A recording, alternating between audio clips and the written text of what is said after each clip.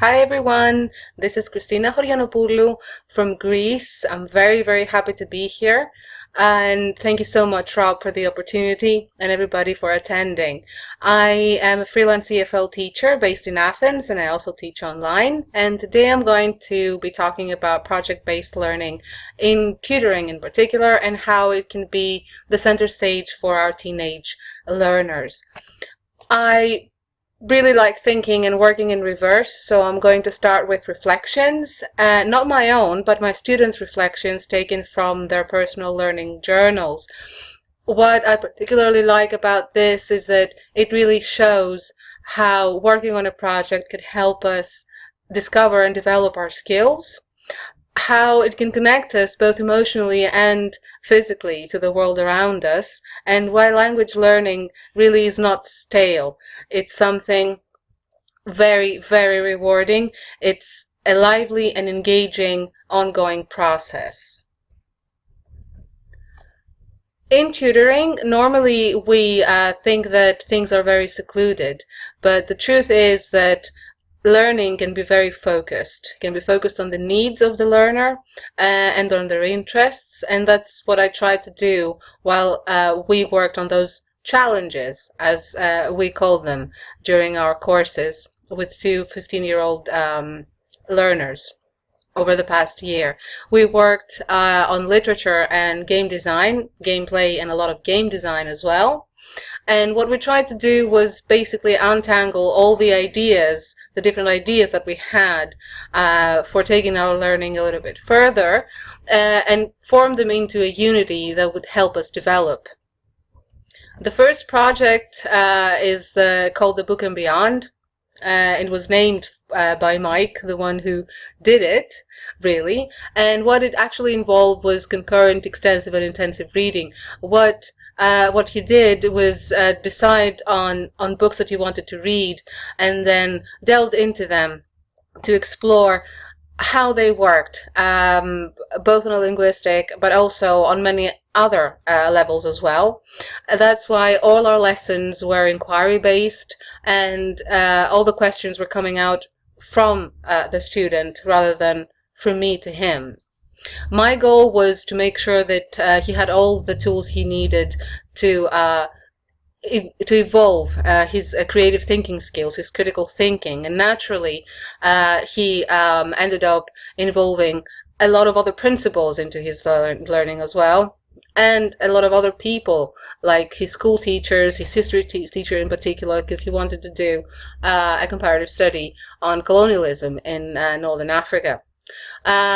His reading skills, his writing skills, his speaking skills, and his IT skills were all developing and forming as we went along with the project. The most important thing was that we allowed language and skills to emerge out of everything that we were doing. He was exploring all the techniques that he had learned during our course. He was doing a lot of mind mapping to monitor his trail of thought on everything that he put his hands on.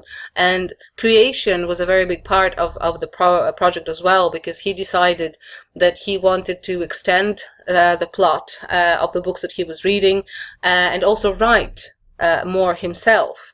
So he used Flipsnack to create his own ebooks and share them with his friends in the world and anybody who would be interested in seeing what he was doing. The second project was a gaming project based on a quite well-known computer game called Morrowind.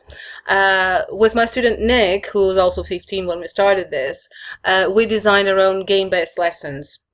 My goal here was to try and make him understand cause and effect. We did that through coding, mostly.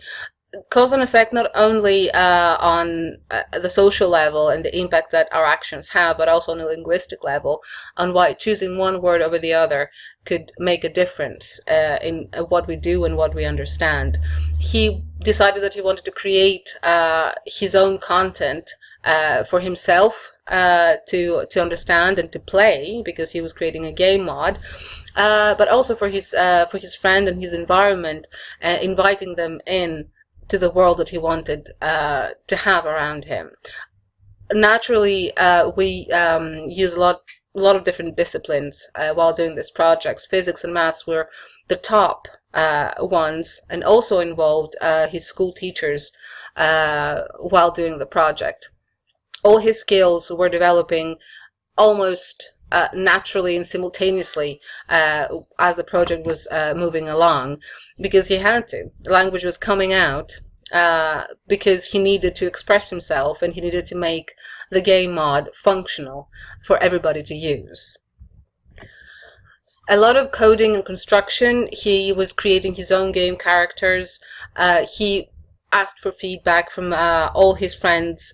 He asked from me. We played together the mod that he was creating. What was really important to him was to create something that meant a lot, not just to him, but to everybody who would see it. And he really wanted to make this a world project. And I'm very confident that now, even though we have finished our course, he's going to succeed, that the game mod is ready to be shared with the world. Feedback and progress and basically assessment is a very, very big chapter in what we do. I always push, in a sense, my learners to self-assessment. I want them to be able to understand why they do what they do, and why it is important to them. So obviously journals were the first choice. In the beginning they were very simple. I'd call it the hashtag language, but then they evolved into remarkable pieces of writing that they would go back to. They would try to see where they had gone wrong, if they had, or what really worked well, so they would keep doing it. A lot of Google tools were used during those projects as well, such as creating our own scoring rubrics on Google Forms, our presentations of the projects that they were doing that we wanted to show other people. The lesson recordings are also a vital part of working on the project, because it is instant feedback, and it's something that you can sit down and do with your learners, and not just on your own as an educator. Audioboom I mentioned there because they both decided to use it during the reading project to narrate their favorite parts of the stories and their own stories, and through the gaming project to record the dialogues that were necessary for the gaming mod.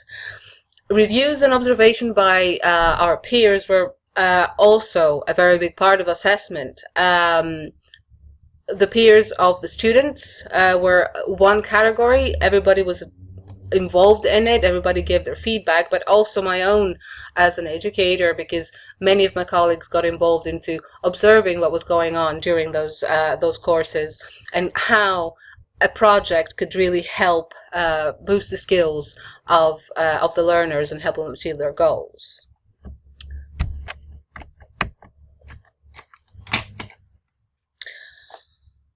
Our world is our class, I've put on this slide, and I truly believe this, because through the project you have guaranteed motivation and engagement of the students, since they work on exactly what they want to work on.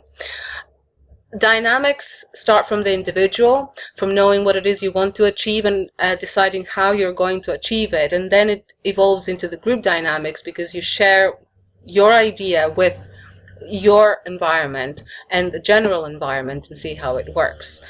Engaging parents and peers is one of the key features when working on a project, and that is also very, very assisting when you're trying to teach learners to be responsible for their learning, the same way that you try to be responsible for your learning as an educator. All of these combined, taking one step and then another step, leads us to being active as learners and active as people in the world around us. As educators, trying projects, the biggest goal that we have to achieve, the biggest challenge that we have to go through, is the ability to let go of our ego, is the ability to sit there and listen to the needs of our students, to accept that they might be silent, and above all, to trust them for what they are, to trust that they can learn the way they want. Our goal as educators is to assist them in discovering their potential. Thank you very much. You can contact me through my blog or through my email.